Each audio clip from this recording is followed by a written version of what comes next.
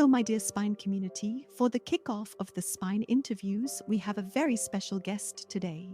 He is one of the most well-known spiritual mediums in the German-speaking world, and I hold him in high regard for that. He is a man from the very beginning of Spine.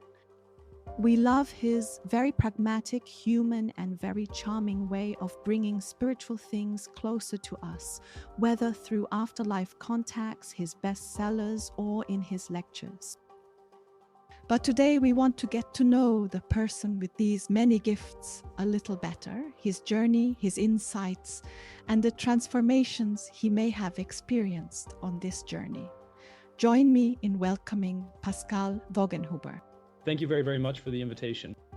Very gladly, Pascal. We are continuing a bit from an interview we did many years ago. And even back then, I found it really nice how you talked about all these topics in a way that was tangible for people.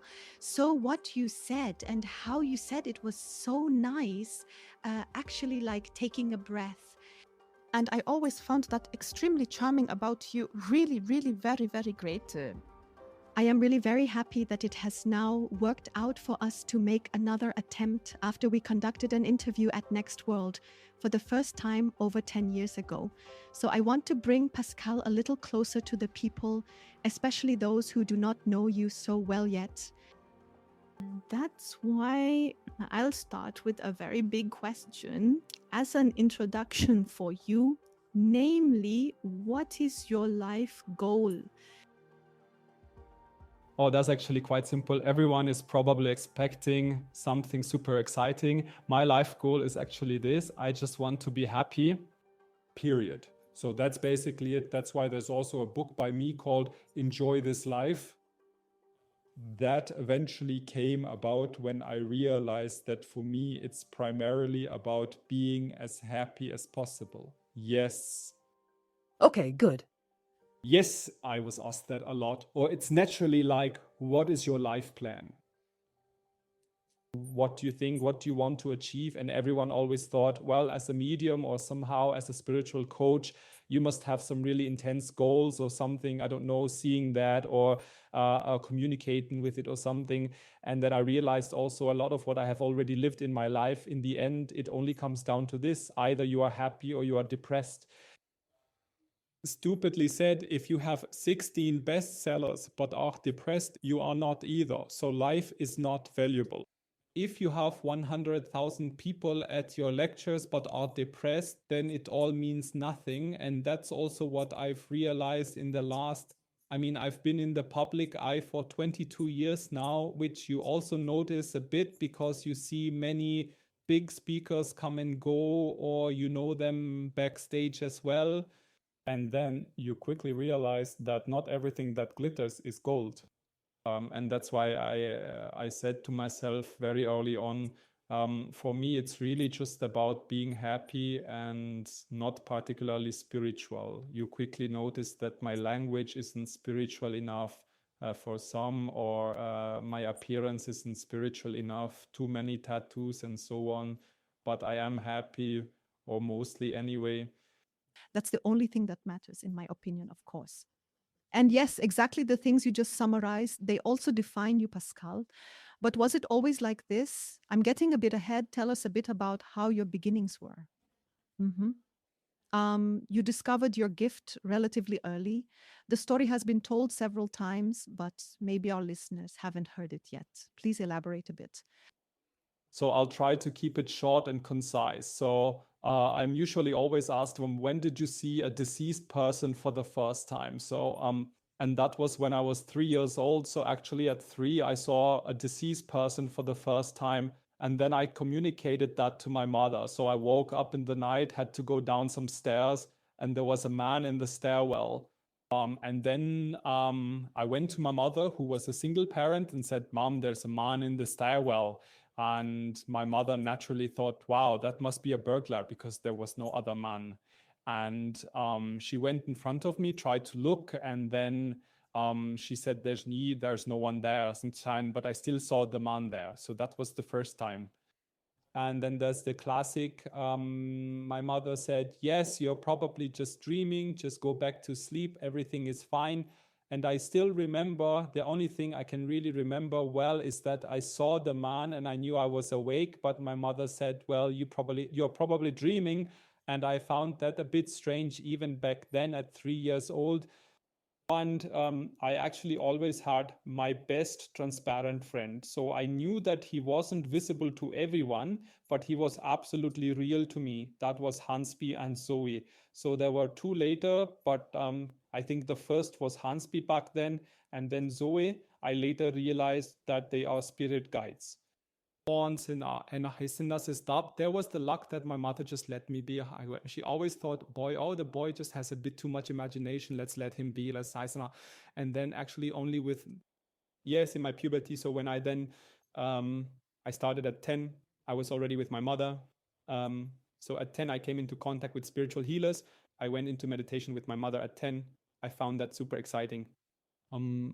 When I was 10 years old, I had a major car accident and then couldn't walk anymore. So I had various fractures.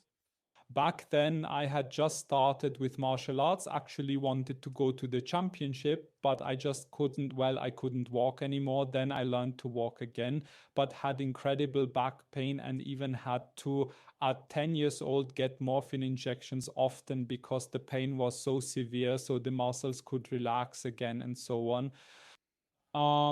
And then we went to, my mother worked at the church and there was a new priest and he had a housekeeper. And she looked at me, I was sitting there and she looked at me and said, hey, you have a messed up back, right? And I said, yes. Then she said, hey, do you want to come to me sometime? Maybe I can help you with that. And then she told my mother, yes, she was a healer, but more like we should keep it quiet because, the priest is Roman Catholic, right? And my mother thought, well, we've tried everything. I was medically out of options. And then she laid her hands on me and also used incense sticks. I remember that, took incense sticks and placed them on points, probably what I now assume are meridian points. And it felt like electric shocks. That's how I remember her as a 10-year-old child. And in any case, from that day on, I had no more back pain and I was hyped. And then, so I was allowed to go to her every Wednesday afternoon and I was allowed to borrow esoteric books. That was, of course, a different time. It wasn't like today where there is so much literature. But there you read all the Carlos Castaneda, maybe some still know, and those stories. And she then showed me how to lay on hands. Then it shifted again. I got very into martial arts, but even there, the topic was always energy work, and so on. And I always had my spiritual friends. And then in my youth or early youth, I had a best friend who was really into esotericism and so on. And she would always talk about spirit guides, auras, and so on. And then we talked about it. And over time, we just realized we could do it. And then I started telling my mother, I still see the deceased and that. And then my mother finally told me, okay, my uncle already had this and my own grandmother, but she always hoped that it would pass by me because she always hoped that it was just childish fantasies that would be outgrown. But at some point, I just stopped talking to anyone about it and lived with it on my own. And only later, I think at 14 again, mein Ochensingten Neifahren, Imentain ein, and then my mother said, okay, then let's go to the esoteric fair because there are people just like you. And now you have to imagine that was almost a very, very long time ago, well over 20 years. So, and we went together to the esoteric fair. And back then I was in the hip hop scene and thought, okay, cool. They're all like me, young people, hip hop, sneakers, maybe a few tattoos and so on. And then it was a completely different scene. It was really this intense esotericism with aluminum foil on the head. You were constantly being smoked out. So everyone was like, the youngest were really like 45. Today I am 45 myself, so I see it differently. But back then everyone was just really old, wearing wool sweaters, Birkenstocks and so on. And I look at my mother and say, how can you say they are like me? I mean, that's far off. and constantly somehow Jesus pictures and you were sprayed and so on. It was just such intense esotericism, and I knew I definitely didn't want that. But there I also met a medium who was trained in English spiritualism, and he was a completely normal guy, and I found him super nice. We talked a bit, then he said, come to me sometime. So, and then I slowly started to do the training there. But then I actually only wanted to go there because I wanted to get rid of it, because my goal was, I was still in acting school at the time. My goal was actually to be an actor, and I realized it's really burdensome as an actor when you perceive so much. You are also an actress. And then there was a point, I was just about to finish acting school, and then, as you know yourself, I occasionally played a bit in the theater, but you don't earn anything there. Or maybe you had a film once a year and were lucky if you had a big role that you earned a lot once, but then somehow hardly anything for 10 months. And then came the decision, my father died, and at the same time the decision came, I could have gone to Gutzeiten. And back then as an actor, it was still like that, or it was still the heyday of Gutzeiten, and you somehow got 20,000 euros. And then you thought, there I have a secure income. Should I do that? You know, acting yourself too. Should one do something like that? Should one not? And I was so torn, but I was in the middle of further training at the media school, and my father had just died. And then one of the teachers there made a contact with my father in the afterlife for me. And that did me so incredibly good. And that's when I actually realized how valuable what I can do really is. Because before, it was just like I simply noticed that when I consciously learn to use my senses, I can control everything much better. So, and that was my motivation. And that's when I actually realized how healing the whole thing is. And then I remember I went out, cried, talked to my teacher and said, hey, I'm doing it now. I'm going to become a medium too. I'm quitting everything. My mother was seriously, she was really into good times, bad times for that. I said, Mom, I'm going to be a medium now. She said, you're crazy. That's not possible. What am I supposed to tell my friend? You're a clairvoyant. And now I could almost say you're a good times star. Now you're somehow into esotericism and such. And then I remember I already said to her there was so, because she said, well, what do you want? Do you want a happy son or a depressed good time son? And she said, first to I, so yes, be quiet, be happy, go your way like that. And then I was still at, I had only 3 years of my training. You see, I am classically trained in English. So I also went to England afterward. I spent over 8 years in total because the training there is very, very long, very, very solid. It's quite different from many who do 2 or 3 weekend courses or something like that. Yes, and then at some point my first book came out, but that was really just for fun actually. And that became a bestseller. And then there was actually a breakthrough. So this is all very condensed now. Wow. Thank you for sharing that. These, yes, also quite personal things. Like, as you said, when you had the accident, I didn't know about that until just now.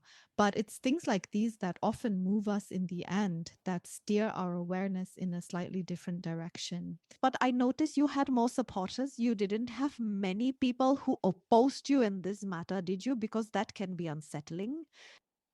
Yes, I mean, I was really lucky, especially for that time back then, because, for example, today young people can go on Instagram, Spine app, or Facebook, or they can go to the bookstore, and there are tons of spiritual literature. I mean, you have to see it like this. My book back then, Living in Two Worlds, very few people know that. It's not interesting today, but it was the first esoteric book on the bestseller list. Today, it is standard for spiritual. Before me, there was Bubble Moore with Orders from the Universe, Embassy, Anfundisch Monica Sketch Corp. Almost everyone probably knows that, but it wasn't so typically esoteric yet. Yes, it was spiritual, but not esoteric, where it was about extrasensory abilities. It was just a completely different time. And still, because it was in our family or always a topic, My mother also knew about it. My mother simply hoped that I didn't have it, but she just let me be. And later, I really have to say, I owe my mother a lot, even when I was into my crazy ideas. As there are, like the first time I said, I will become an actor, she said, okay, I support you, then I will become a medium. I mean, that was still at a time when you didn't make money with spirituality.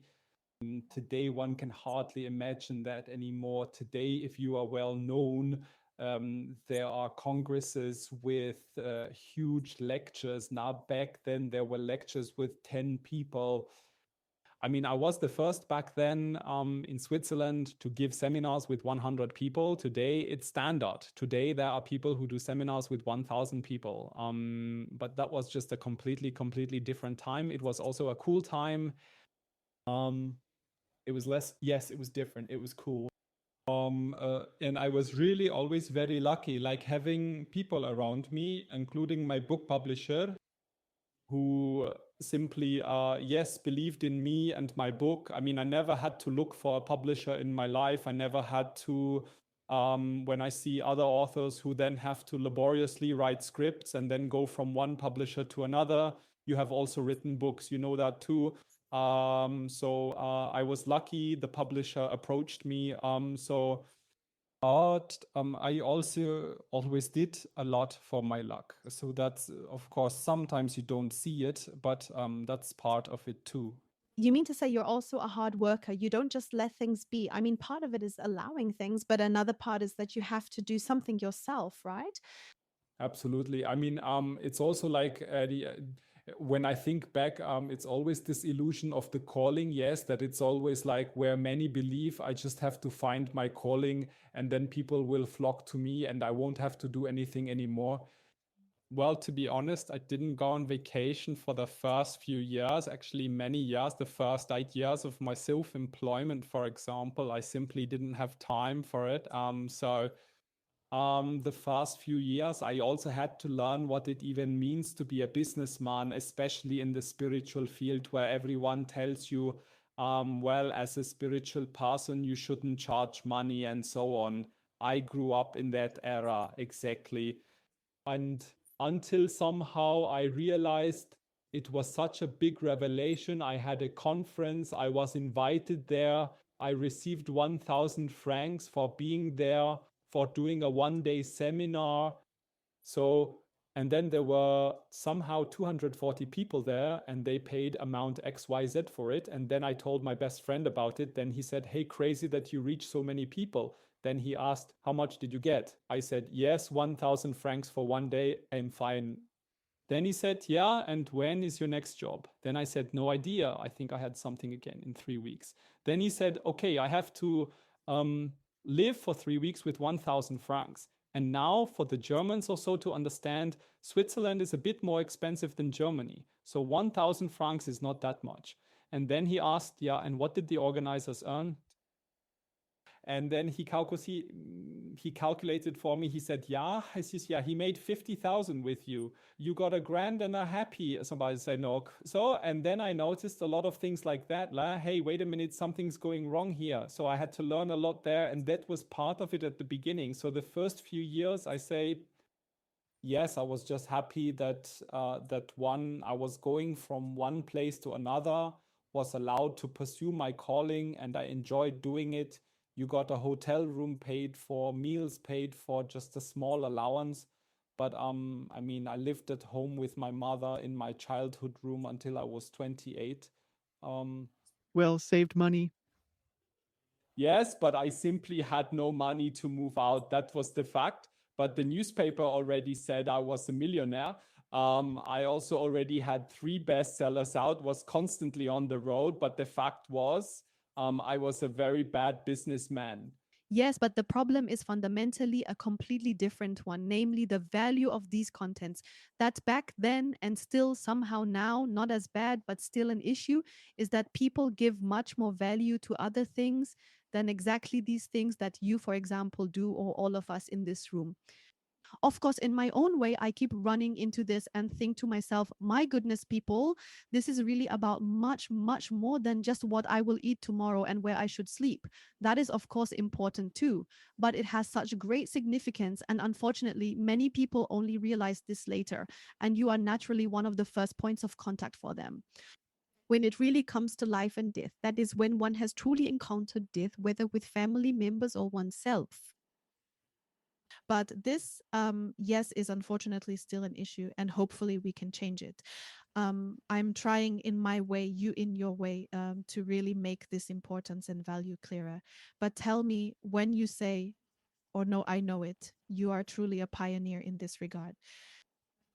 Also this pragmatic way of approaching people. And back then, as you described yourself, the first book, how you published it, were there any criticisms? Because especially when you're a door opener, you always deal with criticisms or at least doubts.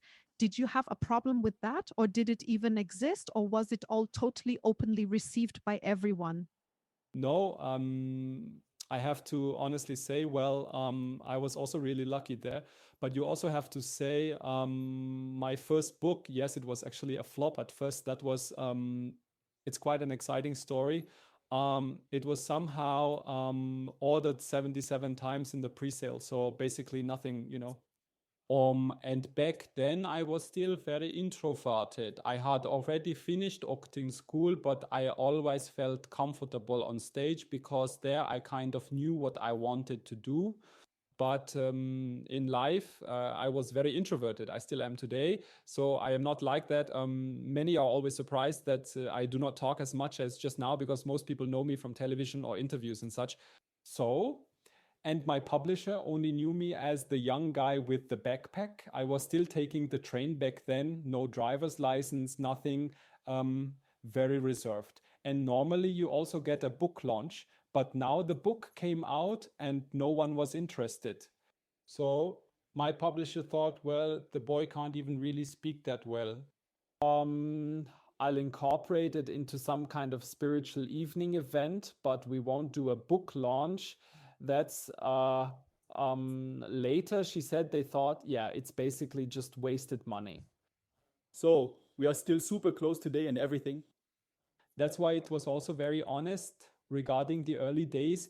And then she gave me some 10-minute slot where other spiritual speakers and such were talking. And she said, you just go on stage and present your book. And I thought, well, how do I want to present my life in 10 minutes? Because my first book was really about my story, how I got there. Mm-hmm. And then I just went on stage, took my book and said, Life in Two Worlds is my biography. If anyone wants, they can buy it. Mine. And then I looked at a woman and said, hey, your father has died. He is right here. And I gave a contact with the afterlife. I described her father very precisely, how he looks, what happened, and so on, what the unresolved issues are. And it was still at a time when no one in the German-speaking area was making afterlife contacts, or not these evidential afterlife contacts as they are known from England. And the people were super shocked. For me, it was, of course, already normal. In England, I often demonstrated in church. That was kind of a thing. And then after 10 minutes, I said goodbye, took my backpack and went back to England because I was still in further training. And back then, it was also the case that your cell phone, if someone called you abroad, you somehow paid 5 francs per minute. So I always had my cell phone off until I ran out of money. Then I organized my trip home, usually came back to Switzerland, worked for a few months. When I had enough money again, I went back over. So because at that time I had my book, but it was a flop, so I couldn't live off it yet. I was also cleaning on the side. So was then in England, had my phone off, and then I think after 2 or 3 months, I don't remember exactly, turned it on, and then I noticed my publisher had tried to call me multiple times.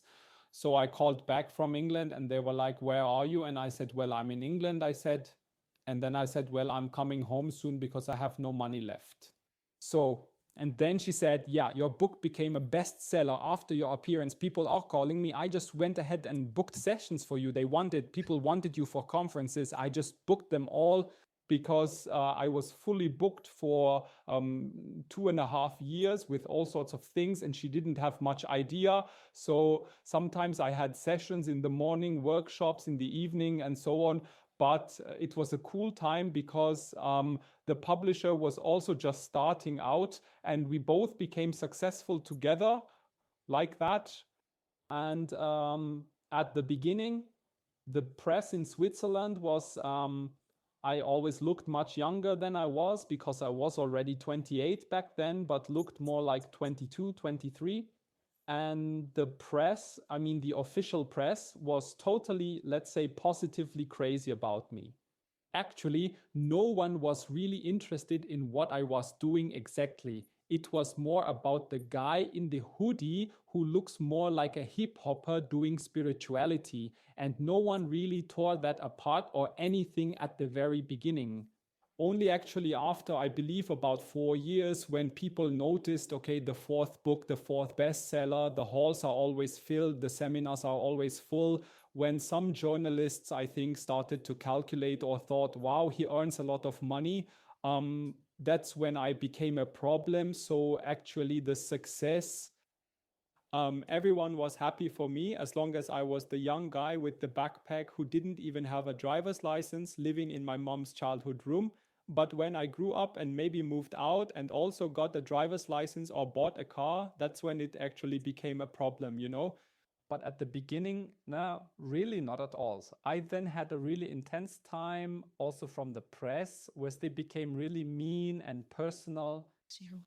But in the end, I always say it was bad, but it made me even more successful. That was Facebook. I still remember I somehow had 25,000 people on Facebook. After the press battle, I somehow had 80,000 people on Facebook. It's all a bit sometimes a curse and a blessing at the same time, because through that, many people got to know me and then said, well, I think the guy, he's so down to earth that what was partly written just didn't, realize probably doesn't correspond to the truth. Hans, Did it actually affect you over the years? You also did individual sessions, but you don't do them anymore, right? Yes, I haven't done any for a long time. There must have been some decision within you from I do individual sessions to I don't do them anymore. What was the decisive point there? Yes, the main decisive point was, of course, you have to imagine such a contact with the beyond at the very beginning, when I was still giving individual sessions where hardly anyone knew me. You also had easier cases. Over time, as one becomes more well known, I mean, you have to see, I very quickly had a 2-year waiting period. In the end, I had an 8-year waiting period. Unless someone was very flexible, then it was 6 years. And you can't even imagine that. And I didn't do 1 session per week, but I did 4 to 5 sessions per day. So it was really intense.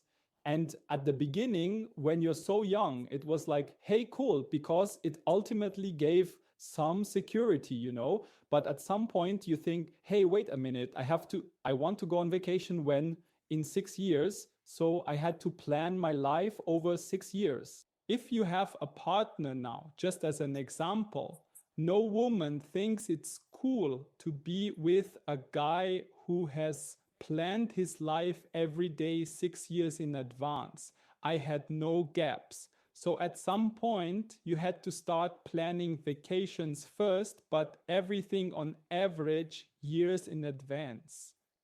And at some point, it just became unmanageable, because if I was sick for a week or had to miss work, one cannot imagine that it's an entire system.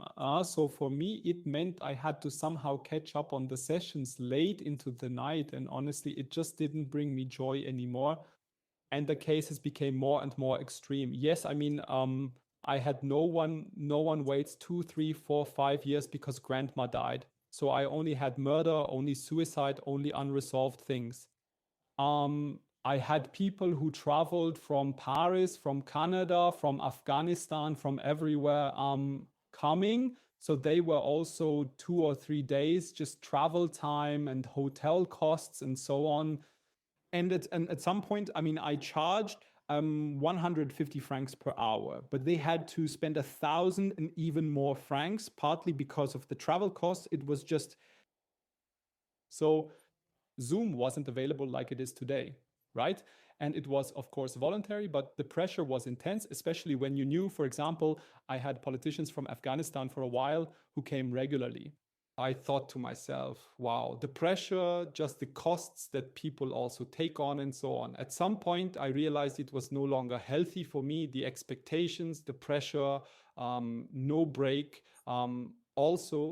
Yes, that was actually is the main reason even today why I no longer hold sessions, because I had in 24, no, actually at the end of 14, a television show, and we made an announcement that we were looking for a few people for individual, like how we wanted to show it.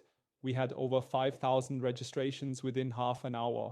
So you can't even imagine what kind of masses those are, like you notice that humanity fundamentally needs what you are doing very much. And I think I can say that you are now moving more towards the educational work, right? Yes, so I have trained 2 classes. My classes also last between 5 to 7 years. So I also do these long ones. I just finished another class and now I'm taking a break again.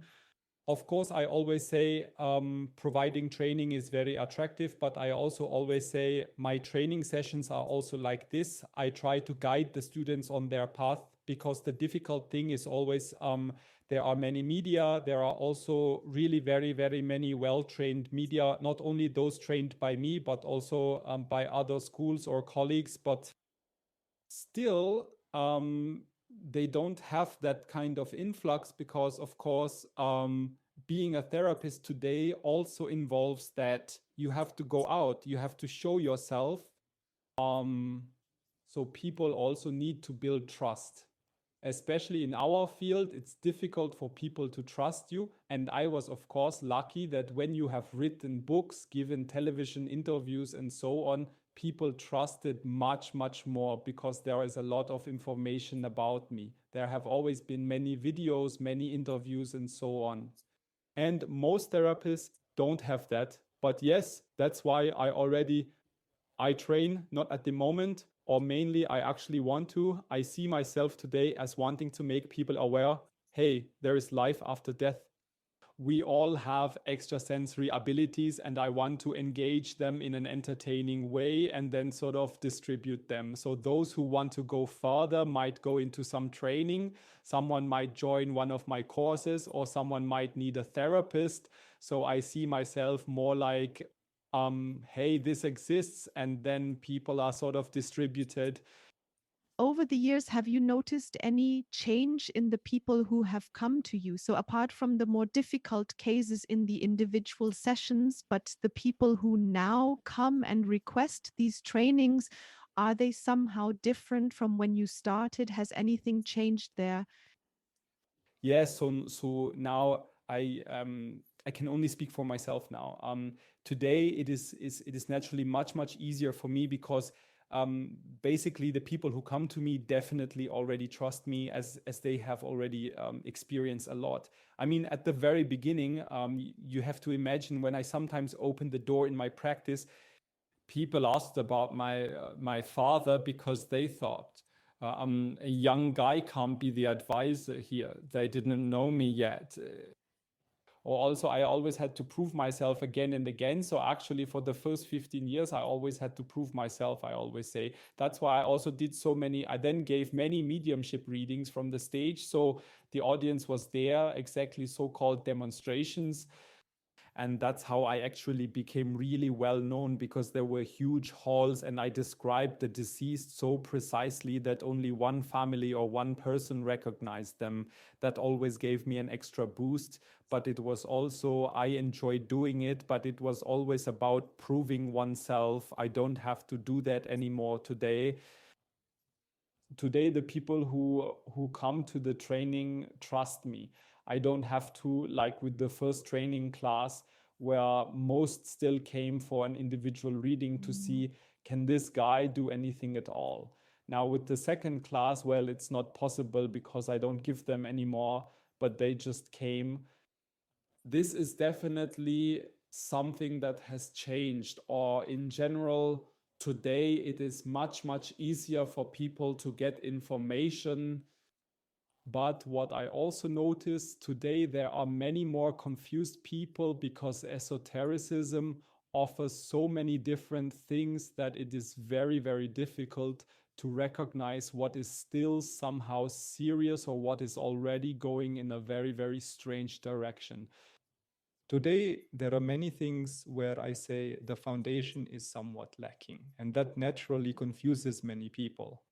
Well, but this diversity is also part of the whole, and people follow the resonances anyway. So I also believe that it naturally draws to where one belongs. But you are definitely very well guided there. When you tell me that you are introverted, I have to honestly say I was also at the Arthur Findlay College and tried a bit there. I died at these demonstrations. So I really admired that. That means you already took a lot of faith in your gift with you relatively early. That's great. Great to see, really. Yes, I think so. Of course, back then, for example, at the Arthur Findlay College, first of all, today it is very open. There is the Swiss week, the German week, and so on. I say today anyone can actually go. You book a course and register. It wasn't like that in the past, and I was, of course, by far the youngest back then, and that really helped me a lot. Imagine being in such courses at 15 or 16 and all the ladies are 45 and older. You always triggered maternal feelings in them. And no matter if I was cheeky, it was okay, he can. Or I was always, I wasn't the favorite, but I was allowed to, no one expected anything from me. And I never had this pressure at all. So when I sometimes see people today who come to me and really want to be good or achieve something, I never had that because I was originally there. I wanted to get rid of it. I didn't want to learn it, but get rid of it. And this ease, it really helped me incredibly, especially in, yes, finding math in college. I mean, it was really tough before. It used to be said that it is the elite school of sensitivity and mediality, or also those demonstrations you are talking about now.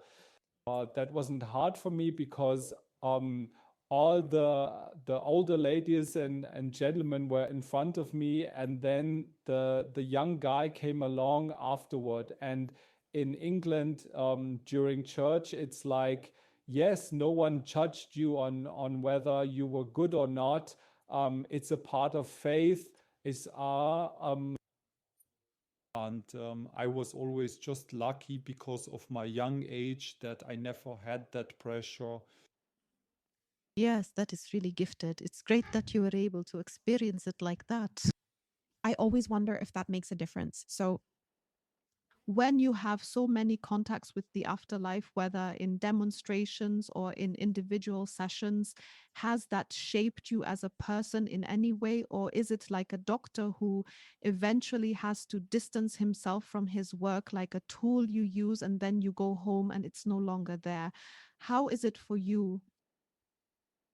Yes, I wouldn't say it's not possible. To be honest, I can very well, I'm not the most emotional type. It's not possible either.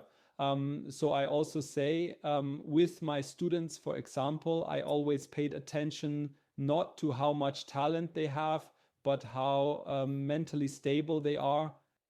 And do they have healthy emotions? Because if someone is extremely emotional, they break down. So you just have to be aware of that. I've had days or weeks where I only had parents whose children had died. For me, there is still nothing worse than when a child dies. Of course, also when your partner dies, when your mother dies, all of it is terrible. But your own child, especially if they are taken from life by murder or suicide, that leaves very deep scars. And then you not only have, because contact with the beyond is always the strange part for me. You make contact with the deceased, no matter what they died of or how they died, they are doing really well. They are super happy. I have never seen a deceased person who is not doing well or heard any of those strange stories.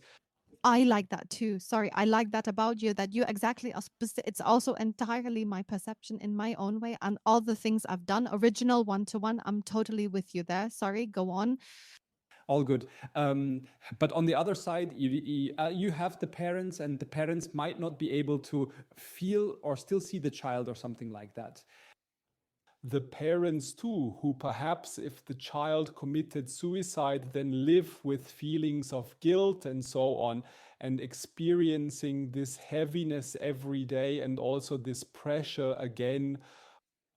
Because even if the contact was sometimes good, you sometimes noticed that the messages didn't touch the heart because the heart was already so petrified by this loss. And I realized at some point that it became increasingly difficult, this heaviness, being with grieving people every day. It was my daily routine, dead and so on. And I also did a lot of accident investigation. I also worked for the police for 2.5 years, searching for bodies, helping to solve murder cases and so on. And because she was still at the beginning, as I found it also sounds silly now, a bit cool, like with the first police cases, because you now have, and I always thought now I've reached the status where I'm like, now I can prove that I'm serious. As I officially work with the police. So in the end, you quickly realize, hey, you're entering a field that just burdens your psyche even more. I mean, stupidly said, the most common thing I did was search for bodies, like when they hadn't found someone. So, and then you have to be on site. It's not sitting at the PC at home and saying, yes, you in Zurich at Baslerstraße 205. That's how people sometimes imagine it. No, you are partly on site. Or you said here in the Rhine, there's an undercurrent. Then they found out it's true. Divers went in there. Then they, for example, someone was pulled out and you were standing next to them. And those are also images and experiences that you somehow have to process in your psyche. And I eventually noticed that because I had so many people, I struggled to process it. And then I also noticed I was becoming even more emotionally distant. So yeah, so I think you already have to be a bit of the type for it, especially if you do it on the scale that I did. Yes, but did you somehow, I mean, in the end, you dealt a lot with murder. Did it somehow shake you, like the fact that that it even exists, or was that not really a question for you? No, for me, what was more shocking or difficult at the beginning was, for example, that murder investigations hardly work through the deceased. I always thought it was so simple before. Imagined it, thought, well, I'll just ask the victim. Or did you notice what did Ziggy look like? About 99% always told me, no, that's part of my life plan. So actually the clarification never really involved the deceased, but rather the sensitive work. So reading the energies of the place and seeing how the perpetrator was, whether they were known and something like that. Well, that would probably go too far for the podcast, but actually, because the deceased never saw, and that always because they said that's part of it. And that became increasingly difficult for me because certain causes of death never belong in our lives and are actually okay for them. And the deceased always say, hey, don't make a drama out of it. You'll be here soon and we'll all be reborn and the game starts all over again. So that was sometimes difficult for me. So this death and suffering, but to realize here, hey, they are all really doing well and we will all meet again. And so I often found that difficult. Or of course, yes, at some point there were also a few things. I mean, for example, the Swiss police had a very, very high clearance rate. I don't know how it is today, but back then regarding murder cases, And actually, the things I was involved in were the ones that weren't solved. And mostly it was always a bit of larger organized crime. So where there was, also, and when I became a father myself, I sometimes thought, okay, I don't want to get involved anymore because I always had to sign contracts. The police can't protect me. I was actually like a private person who gives tips, but I didn't have any special status that allowed me to, I don't know, arm myself or anything like that.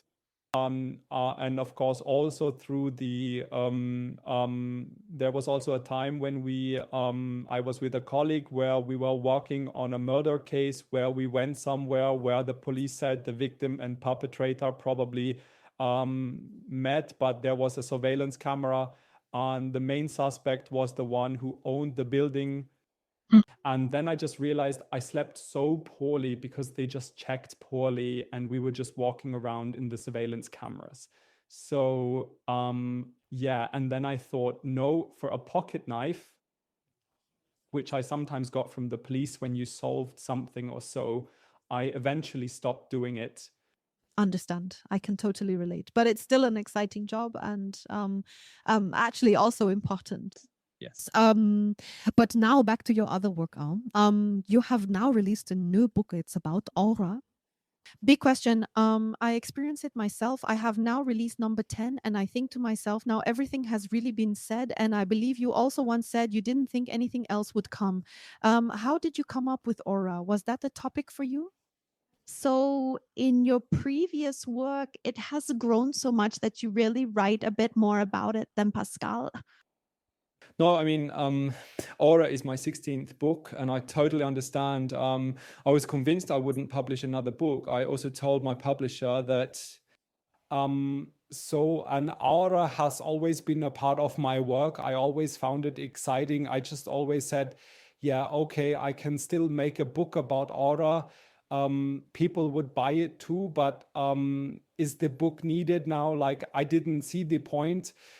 And then it was like this. I had an online course, and that was also then, since Corona, our team is not as big as before. And then we had an online course launch, and we planned as a contingency that I wouldn't take on any other assignments for 2 weeks because I was needed in the office. So if the supporters needed someone to help with emails or something, so that was planned. And then the course started, and luckily there were no technical problems, but now I was there and had nothing to do for 2 weeks. And then I thought, okay, what do I do? And then my spirit guide said, hey, are you still writing the book about aura?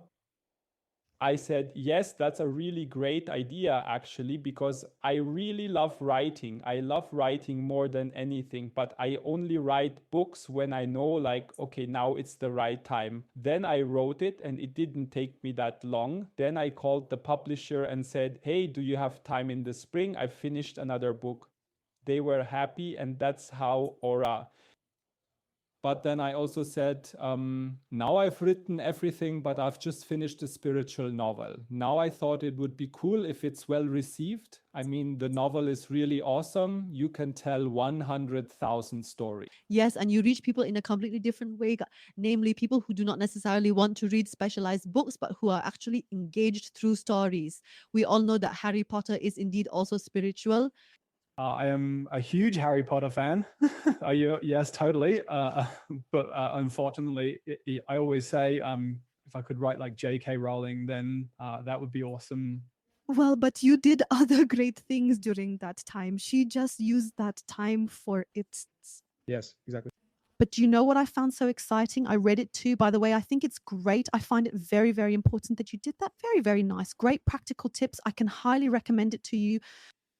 I always like to be scientific, kind of like being scientific. And I once asked myself, who sees the aura? Because the eyes, the receptors of our eyes see differently than the receptors of a dog's eye, for example. That's a really weird question.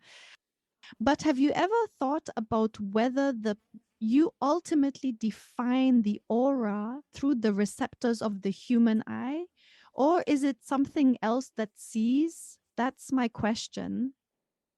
In the book, it's also about whether you see it objectively on the outside or subjectively on the inside.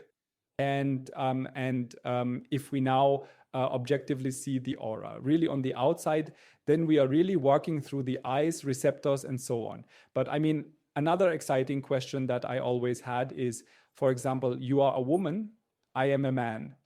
For me, there is light green, dark green, green. So I quickly learned that when I said, yes, this is light green, the women would say, no, that's lime green, or that's mint green, or who knows what else. So, of course, here too, every person has their own color palette. And that's why in the book, I actually say, the true art is to develop your own dictionary. And that's also the case with the really impressive aura readers I know. They all have their own dictionary. And that's actually why I never wanted to make an aura book, because my publisher back then, they said, hey, Pascal, that would be so cool. You just make an aura book and include your color lexicon, and then people can just look it up. Now is nur einmal gut sagen, and in the past, I always said, hey, no, I worked on my color lexicon for years and so on. And I didn't want to just give away this knowledge for 18 euros or something. That's just how I am. I mean, I worked on it for over 15 years. But now slowly, I'm 45, maybe I'll retire soon or something. No, not really. And now somehow it's not as much, I mean, it's still very valuable to me, but today I'm at a point where I say, hey, I'll just give it. I also show them the way to their own color lexicon, but I also give them a big part of my color lexicon. Because a very large part is actually just what do these colors mean. So, and in the past, I always thought, no, I want people to, it was just this old English thinking they should work it out themselves, right? Because in England, I never got a sheet, how do you say, a handout. So, like those sheets that are distributed. And I remember when I started teaching in Switzerland, everyone asked me, well, do I get a workbook, or where are the sheets, the worksheets? I said, you can write everything down yourselves or something. But that's how it was in England. I never got the sheet or anything to read up on. We just had to work everything out ourselves like that. And there, for example, that's a big difference from earlier in England. Unfortunately, it's not like that anymore today. But this mentality, you really invested a lot in yourself and your education and so on.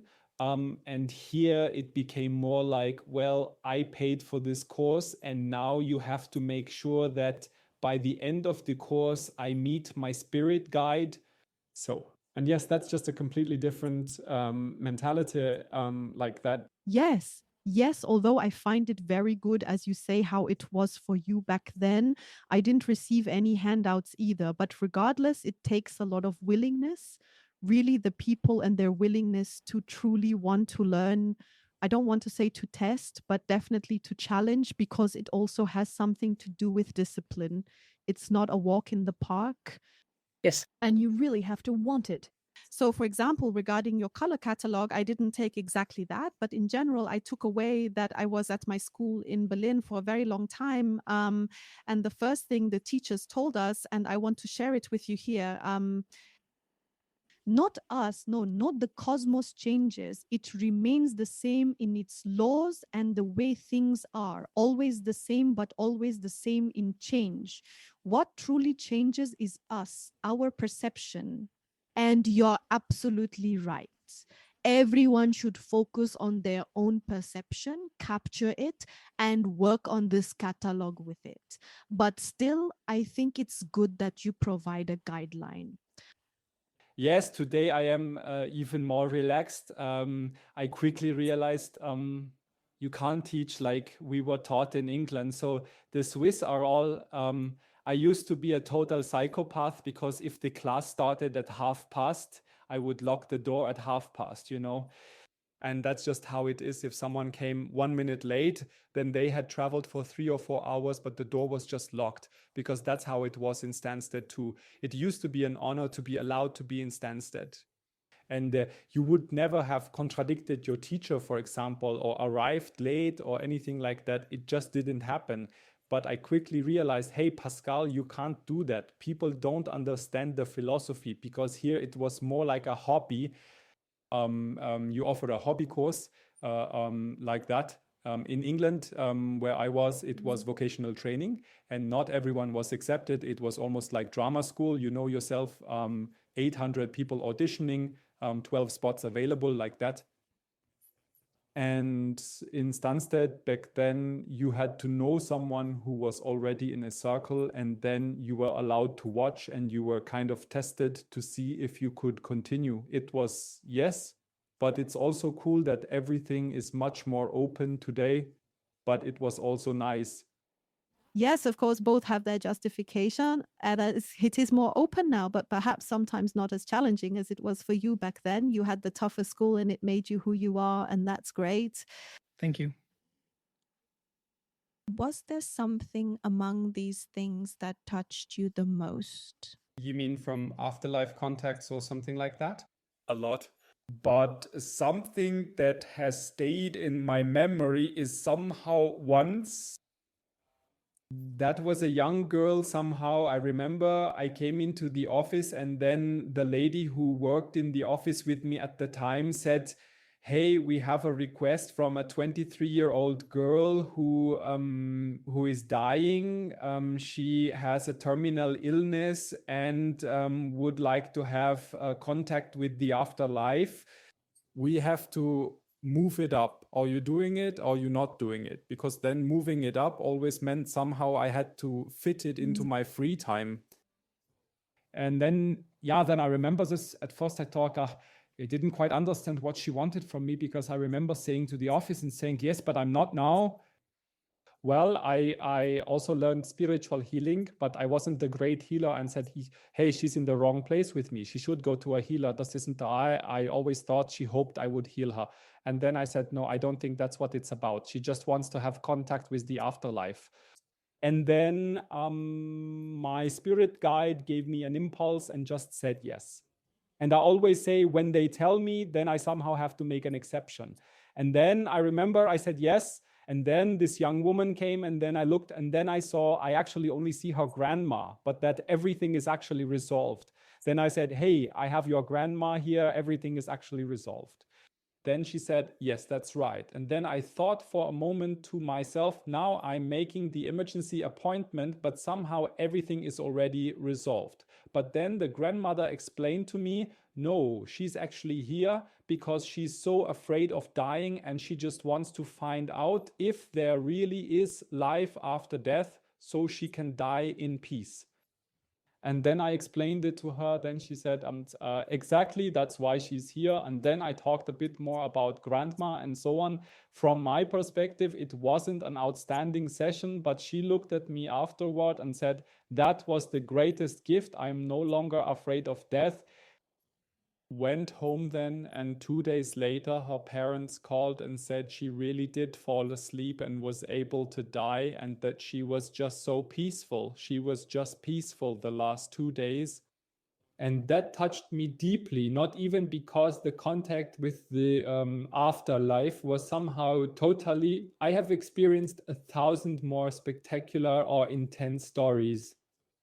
But just like that, I learned that healing can also be when your soul finds peace and you can go to the afterlife simply without fear, without worries, and so on. That is something that deeply touches me. And otherwise, I have experienced many funny, crazy stories, but mostly the ones that touched the most were little things where you think, okay, it's not that crazy.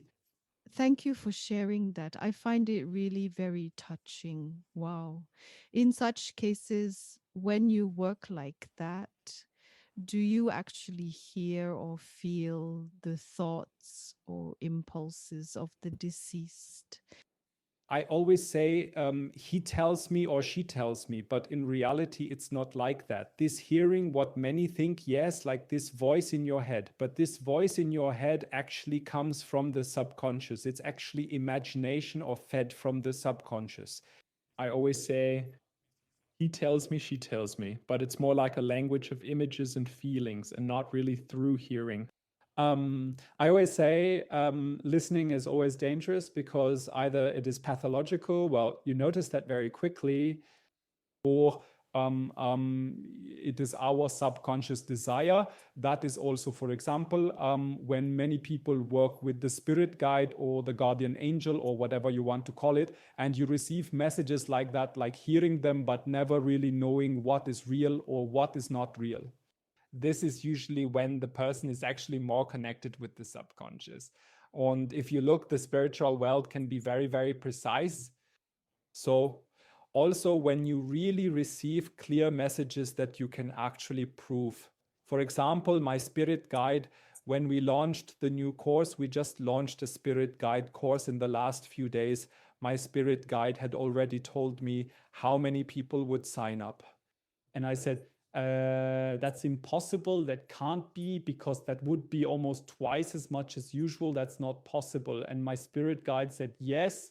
And then I remember I said to my team, guys, do you know what I got? So strange. Now I'm fully in my fantasy world. There's nothing left. We made so many jokes. Yes, but today, well, yesterday was the end and we got exactly the number. So we even went a little over. And then I thought, okay, it's strange. And that's what I mean. The spiritual world is precise, and we can learn that too, that we say, hey, I always give such silly examples because, for instance, we were in a foreign city. My wife and I, the GPS failed. Later she says, well, ask your spirit guide. He also knows where we were looking for Rowe, where Rowe is. Then I say, yes, okay, fine. Where is Rowe? And then we just let ourselves be guided left, right, left, like the GPS. So then you're either in front of Roue or you're not in front of Roue. But in the end, you know if you're good or not. And that's how we actually train. So this down-to-earth approach, not like which planet are you from? Is there also light and love there? Things we can't prove, but I want to know from my spirit guide, where is Roue now, to put it bluntly, or during Corona, we often did that. We would drive somewhere into the forest or something and say, okay, lead us to the most beautiful place here. And then you somehow found an amazing waterfall or something like that. And that was every time. For me, that's training in everyday life, and living with the whole thing is just incredibly fun. It has a lot to do with trust. You trust completely. And what is also very important is your vessel. Let me put it this way. Your body must, otherwise none of this would work, be fundamentally free of major blockages so that this information can flow in or through you. And then you come into this feeling, hearing, as you call it, so that you can truly receive the impulses. It is highly empathetic work, ultimately, highly sensitive, so that you can really perceive them. Because if there are thoughts in your head, unfortunately, also, if you have pain in the body, then it distracts from everything. Well, those are, in my opinion, the biggest keys. Absolutely, because that is a very good thing which many do not know, including the body. Because when I sometimes say, no, a good education takes years and not 2 or 3 weekends, then sometimes the really clever ones come and say, yes, but I've had this since birth. Then I say, yes, just seeing things since birth doesn't mean you've sorted it out yourself. Because if, for example, someone is naturally jealous, and now he tries to read his man, the woman is perhaps naturally constantly suspicious, jealous. There are many patterns and blockages here. She cannot read the man without bias now. She will be triggered again and again. She will keep falling into and the therapist also has their patterns and blockages, but they must have recognized and felt them all. Okay, I am being triggered here, or I am currently in a pattern, or ideally have already worked through them, and that takes years. So that's just how it is. Or also the processing, very few people know that. If you occasionally see a deceased person naturally, and maybe have a contact with the afterlife once a week, a stable psyche can handle that really well. But if that's your job and you do 3 to 5 sessions every day, then you also have to have learned, how do I process this so that I can stay happy myself? It's the same when you look at psychologists. There is this saying, most psychiatrists and psychologists need a therapist themselves because they are, of course, in this field every day. And one must also imagine our subconscious. If I, as a psychologist, talk about love problems or illnesses for 7 hours a day, our subconscious cannot distinguish. Are we talking about your problems or my own problems? Yes, absolutely. I agree with you. And unfortunately, not many are aware of this yet. But the topic of setting boundaries is another issue. I mean, generally speaking, anything you would say in general that you want to give to you for your life on your search for answers? So generally, yes, being happy. That's one thing. The other thing is actually what I learned from my main teacher is always like this, and I want to share this a bit with everyone who is in this spiritual field, who might also do a few exercises now and then, or maybe are just starting out. My teacher always said, do an exercise 1,000 times. And only after you have done it 1,000 times, judge whether you can do it or not. And only when you have done it 1,000 times, you may judge whether the exercise is good or not good. And that is my philosophy, because for me, it was sometimes the case that we trained an exercise for 2.5 years. So always the same routine, always the same. Then you simply become an absolute expert in it because you have always repeated it.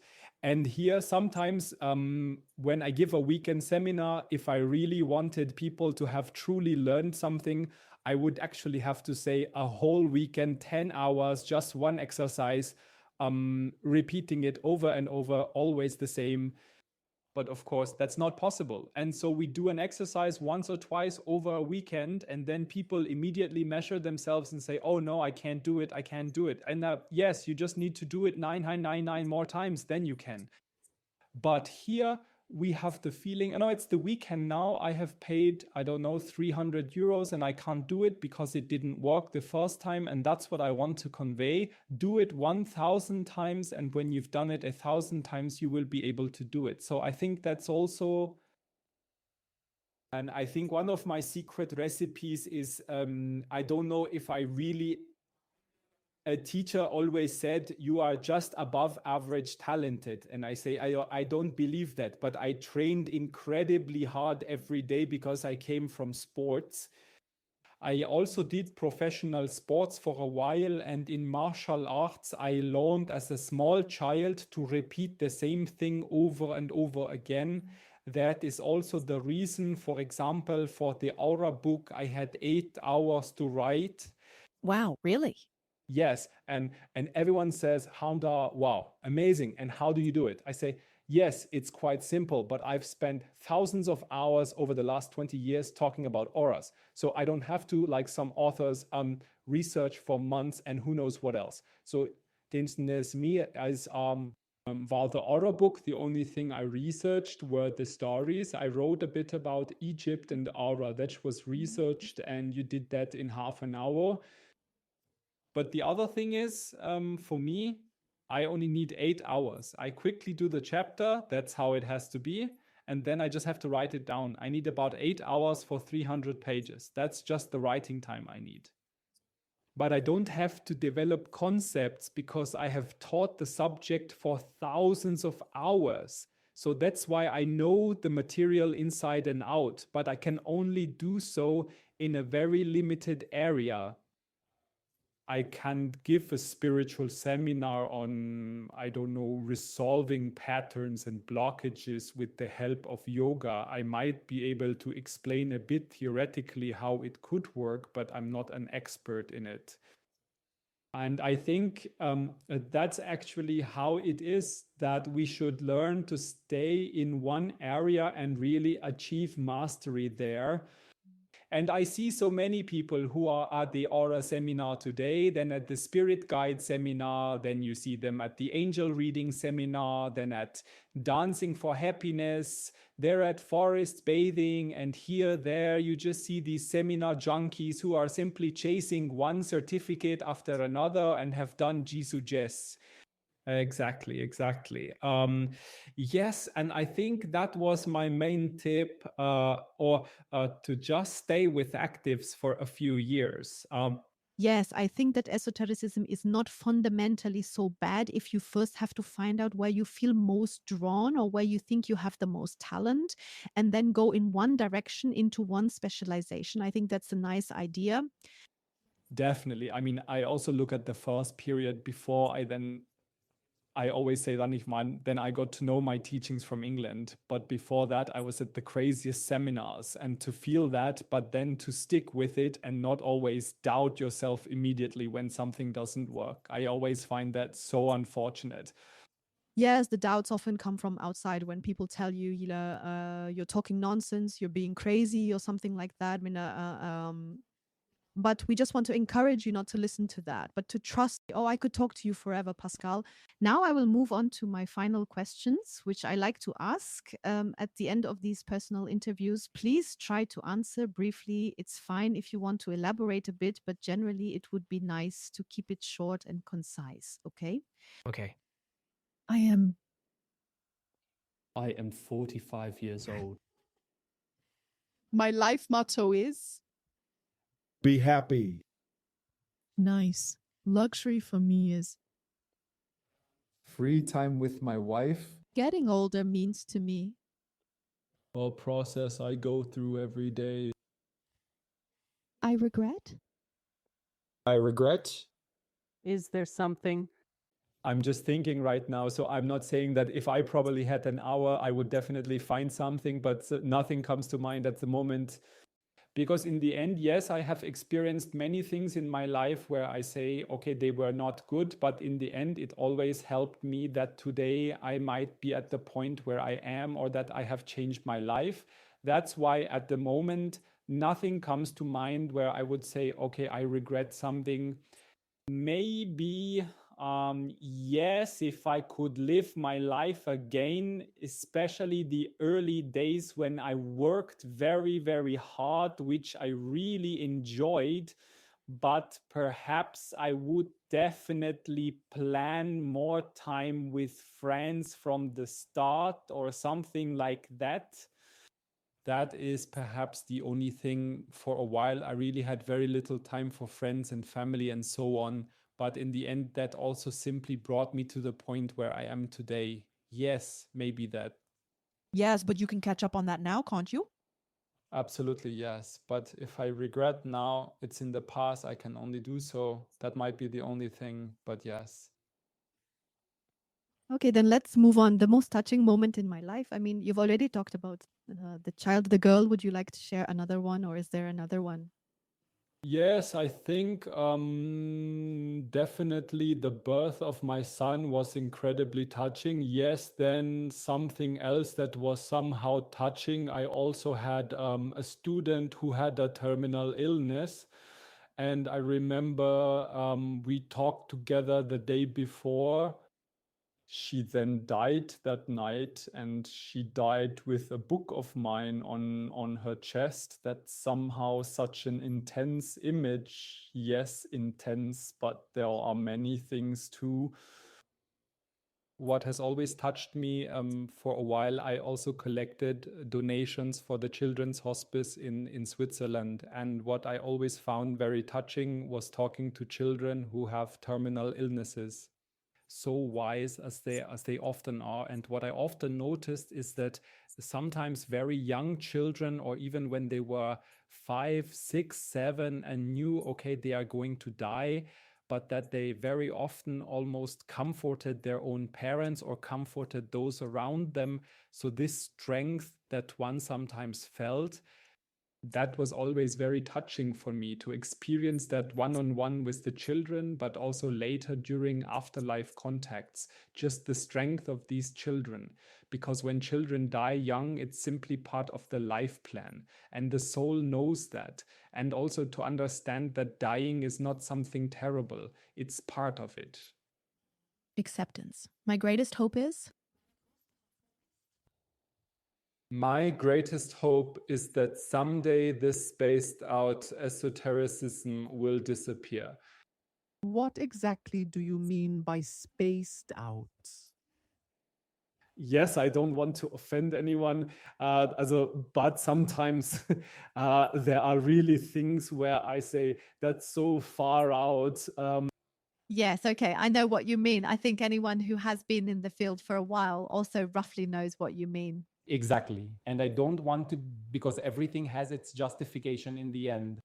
Yes, and above all, everything resonates. So these people whom you just called out there still resonate with other people or other people with them.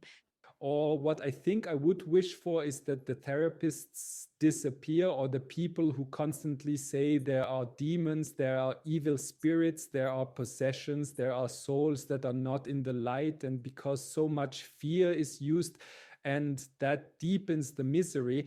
And there I also know why they perceive it that way to some extent. I just wish that people were better trained and that this constant spreading of fear would stop. I think that was my biggest hope for the spiritual scene.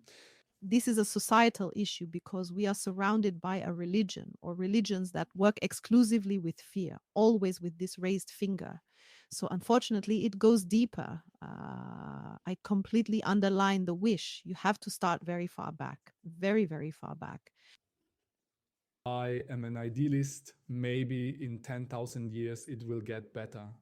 Yes, Yubi, just do it. I mean, look, you're even leaving your color concept now. At least Leitner is. You're leaving so many other beautiful things. That does something for sure. But I have one more question. Love is?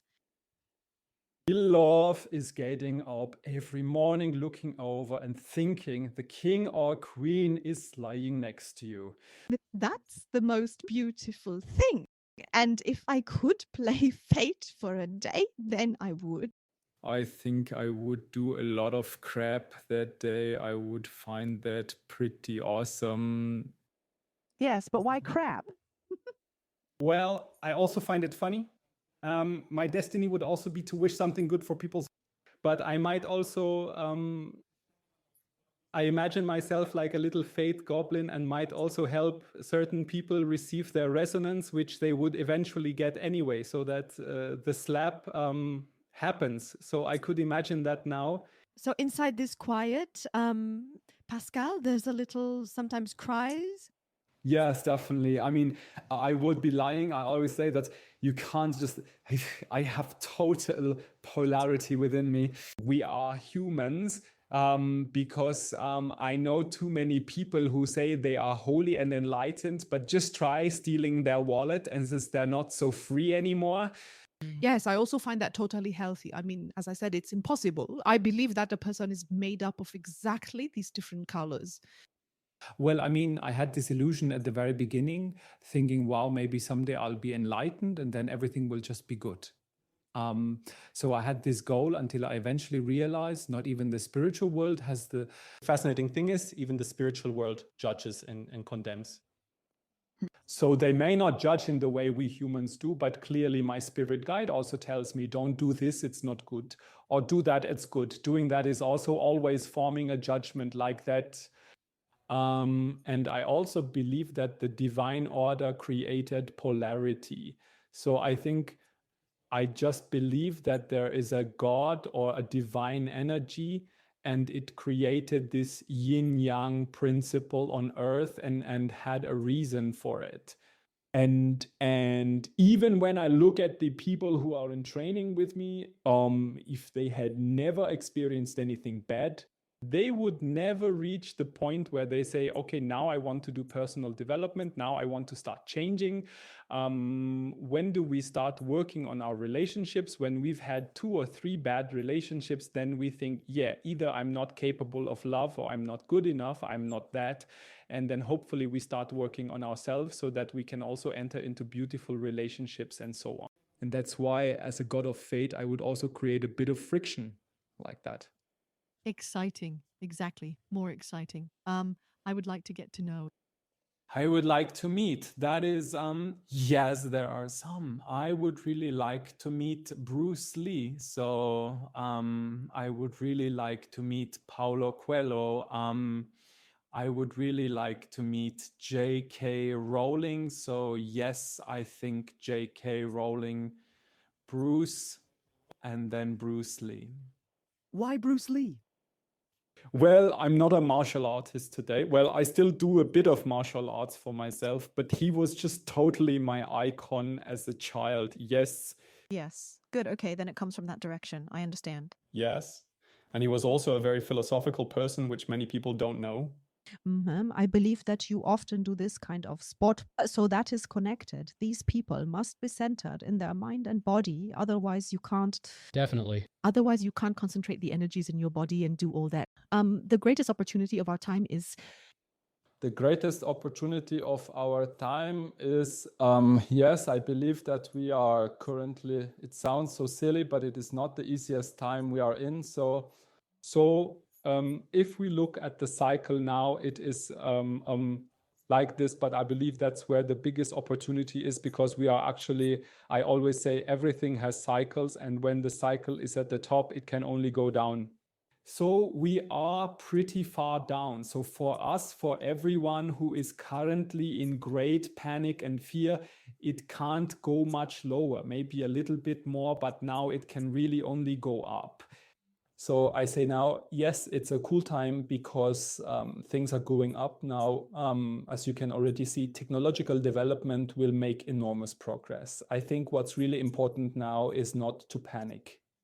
And also I believe in general that it is again very, very important for countries, for people to have clear values again, to make clear statements, also to recognize that we, this may sound strange, that we are not all the same. I completely agree with you. Because that is the most dangerous thing in this whole spirituality, this kind of equality. So even when we talk about the aura, right, that means, so that it's not misunderstood, women are just as valuable as men, of course, but women and men are not the same. This starts when you look at the aura, when you look at the hormones, and this, we are all the same. No, that's not the case. And I believe that's the point. We are all equally valuable, definitely, but we are not all the same. And I think it's very important to dare to call certain things by their name. Again, to take a stand again, like that. That's a good chance that something like what we experienced during the sea time happens. I don't want to go into the topic much, but so that we don't have to experience it anymore, because it was such a valuable time, actually. How crazy people, just because one for and the other against, almost devour each other. That was crazy. But we learned a lot. We learned a lot during this time. And this is also the time when, for example, I really, really strongly received impulses from the spiritual world for the leg. Yes. That it is really important that we all, especially because you rightly say, think even deeper. You can't go any further. But exactly then it is important that we, in our own way, each for ourselves and yet collectively, for example, in such a tool, are there for the people. Yes, there you could also work well with the mindset. So you just notice, like, if you keep saying this is bad, this is bad, this is bad, then it will be bad. Or, I mean, I never had so much free time. Honestly, I didn't find it such a bad time. But I also live in the countryside, I have to say. So if I lived in the city of Berlin, it might have been different. Yes, that's true. You can't predict that, but it definitely had a lot of potential. And we are sitting here today because we used that potential the way we did. But now to my last question, Pascal, it's a pity, but still I have to ask it. My final words should be, Yes, I was happy. Hey, great. Everything said briefly and concisely. Thank you very much for this very, very, very nice conversation. I got to know Pascal once again, and I am very happy that I was able to record this time with you and that we can share all these wonderful insights from you with others. Thank you for being here. Thank you for being part of it and for supporting Spine, because it is just as important as your work.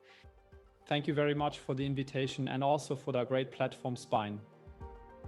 Thank you. Bye.